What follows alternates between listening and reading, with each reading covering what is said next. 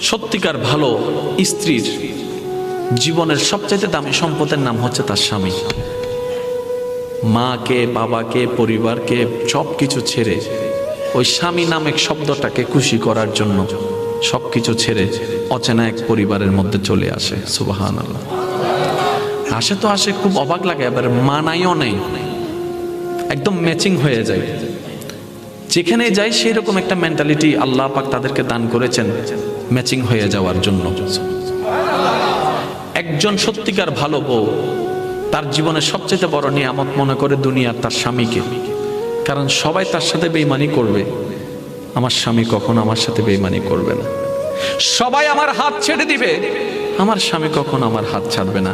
এখানে যারা বিবাহিতরা আছেন, আমি ছোট্ট মানুষ হিসেবে শ্রদ্ধার সাথে একটা কথা বলি। এক ঘরের নিচে থাকলে, একই ছাদের নিচে থাকলে অনেক কিছুই হবে, মন মালিন্য, পক্ষে বিপক্ষে, পছন্দ অপছন্দ অনেক কিছুই হবে।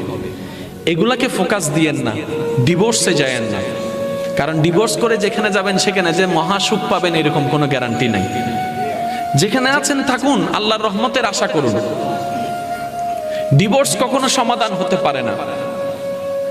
স্বামীর কাজ হচ্ছে স্ত্রীদেরকে মায়া প্রদর্শন করা, মহাব্বত প্রদর্শন করা, কেয়ারিং পছন্দ করা, কেয়ারিং প্রদর্শন করা। আর স্ত্রীদের কাজ হচ্ছে স্বামীদেরকে ভক্তি করা, শ্রদ্ধা করা, সম্মান করা। দুইজনের পক্ষ থেকে যখন এই ইসলামের নিয়ম দুইটা চলে আসবে, অশান্তির সংসার অশান্তির হয়ে যাবে। সুবহানাল্লাহ।